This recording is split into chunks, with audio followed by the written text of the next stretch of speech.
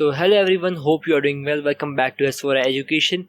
So from this video we are going to be starting off a series of the whole coursework of the Statistics 1, the S1, and these videos are going to be the latest, you can say, coverage of the Statistics 1 paper that you will find on YouTube till now. So we'll be covering the whole coursework in this whole series. So anyone who is going to be taking the S1 in the, you can say, in the next year, or he's going to be appearing for the October-November 2025 or the May-June 2026, then this course is for you.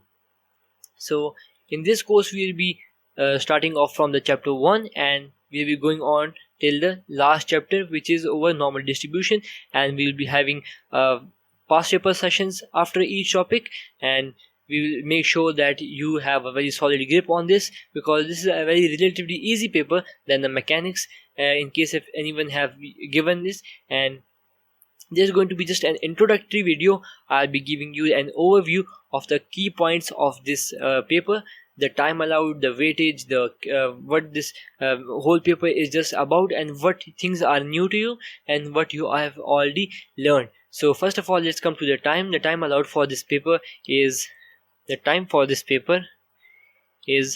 about 1 hour and 15 minutes. So this is the time for this paper, and usually you will see from 6 to 8 questions. I have never seen less than 6 questions and not more than 8 questions. So 6 questions appears when the examiner had increased the length of one question, like there are more parts in the question, so that's why he decreases the number of questions to compensate you with the time. And when there are 8 questions, then they are you can say more smaller, but the quantity is just increased. So the type of questions that appear in the statistics are, you can say, relatively easy, because there are only 5 topics and you have to go through only 6 to 8 questions. So there's actually no you can say, not much choice with the examiner, so he cannot just play with the topics. So you will experience all the topics in one paper. Okay, so you will usually see 6 to 8 questions, and this is also called your paper 5. And some of you give the 5-2 component, some give the 5-1 component, while some give the 5-3 component. This purely depends on the zone in which you will be giving your paper. So the coursework is entirely the same. So first of all, let's come on to the key topics of this chapter, of this whole paper, which are the chapters are going to be, which we'll be covering. So the first chapter is going to be your representation of data. It is the representation of data and central tendencies. So this is the first chapter that we'll be starting on from the next video. Then we have the second chapter, which is called the permutations and combinations. So this is permutation and combination. Then we have the third chapter in the order, which is called the probability. Then we have the fourth chapter, which is called your discrete random variable.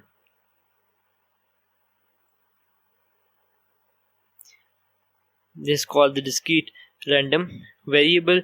And the fifth and the last chapter is called your normal distribution.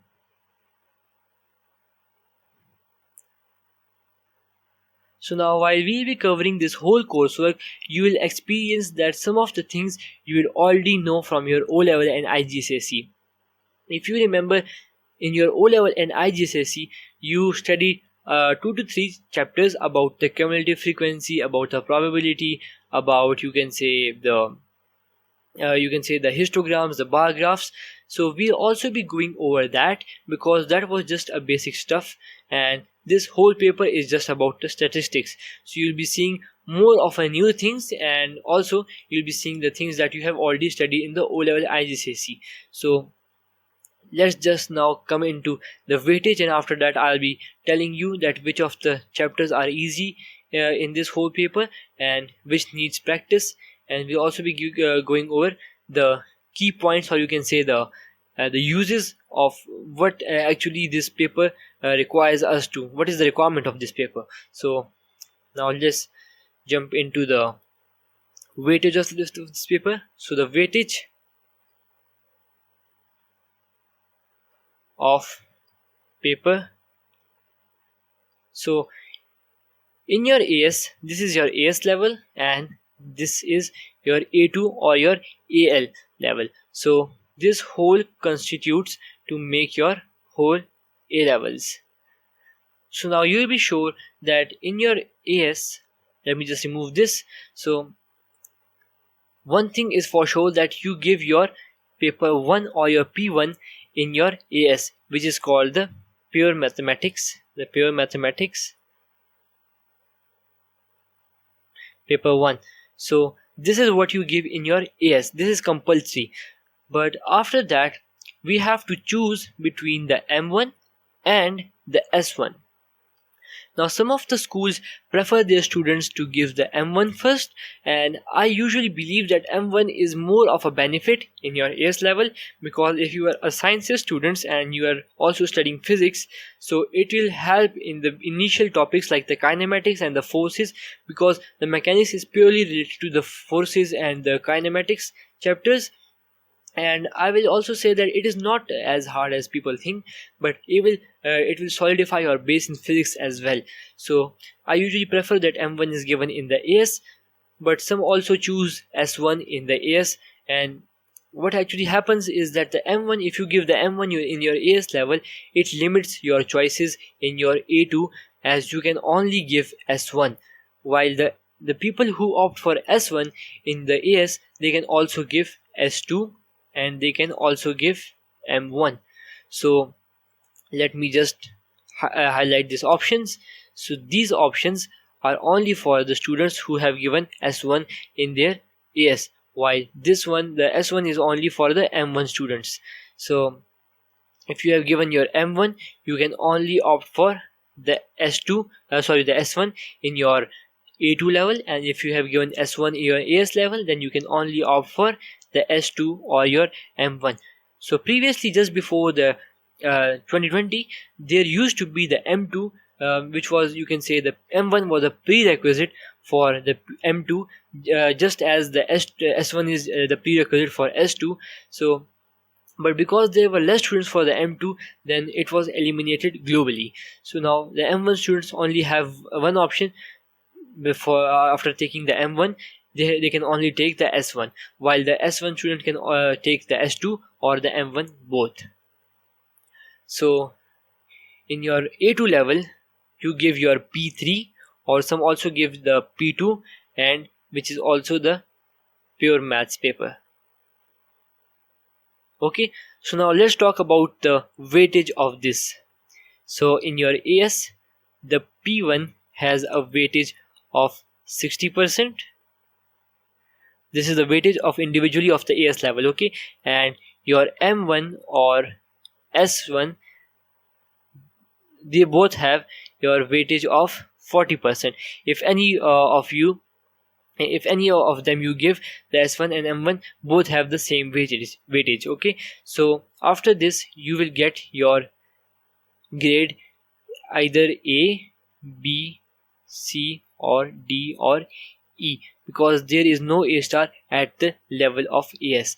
And at the E2, you will be given your P3, and its weightage is 30%, because after that they actually make up your overall grade from the both levels. So they are going to be taking the 30% of the P3, and either if you give the M1 or the S2, it is going to be this 20%, okay? And after that, you will be getting your whole overall grade, which can be A star or A, B, C, or D, or E.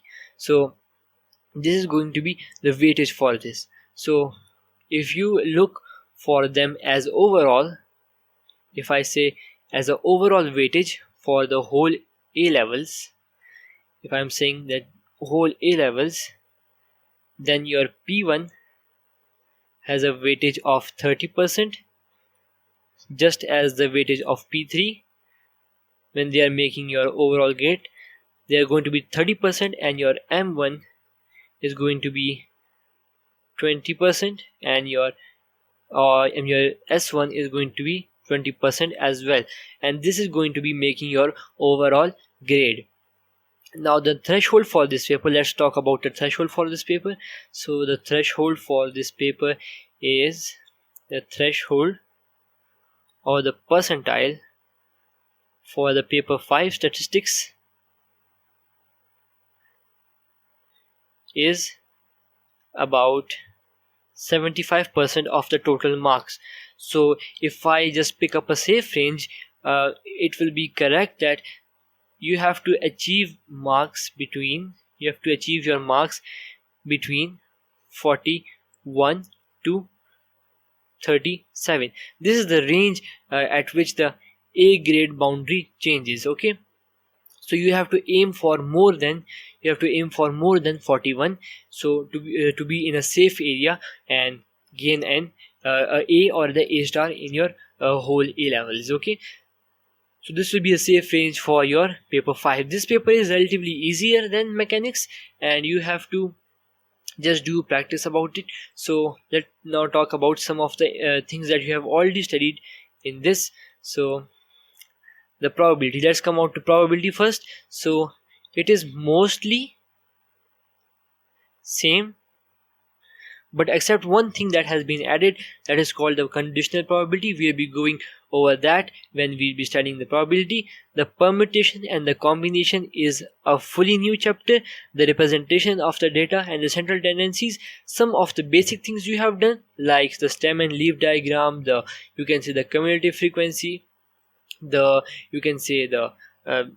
other things that you have not done, like the whisker plot, and you can also say that you have done the things like the mean, mod, you have not done the variance, standard deviation. So these are the things that you have done and not done. Okay, so you can say this has new things, so you can just consider this as new. So, and these two topics, these are entirely new, you have not studied this. Now if I classify them on the basis of their you can say how hard they are, so if I just classify them, I'll say that the representation of the data and central tendencies is an easy topic. You can easily grasp it after doing some past papers. And permutation and combination, students usually find it a little bit challenging to make the arrangements and the selections. This is a little bit challenging. Probability and discrete random variable, these are two very easy topics. You just have to have a little bit practice on it. And the normal distribution is also a little bit, not very much, but a little bit challenging. So for these two challenging topics, the permutation and combination and the normal distribution, you will be doing ample practice. And also in this series, I'll be making whole past paper sessions after we cover each concept for the topic. We'll going over all the past papers about I'll try my best to upload about 5 to 10 questions of past papers on each topic, so that you have a very strong grip on each topic and you can easily ace your paper. And I can guarantee, if you do 100 questions of each topic and some yearly papers, you can easily ace this paper. So this paper is relatively easy. So you have to aim for more than 41 marks. These were all the things that you need to know for your statistics 1 paper. And also let's come on to some of the points that what we have to do in this paper. First of all, we have to learn about the grouped and classification, the grouping and the classification of data, the calculations to perform in them, Now these calculations include your mean, mode, standard deviation, your variance, and also how we represent this data in different forms,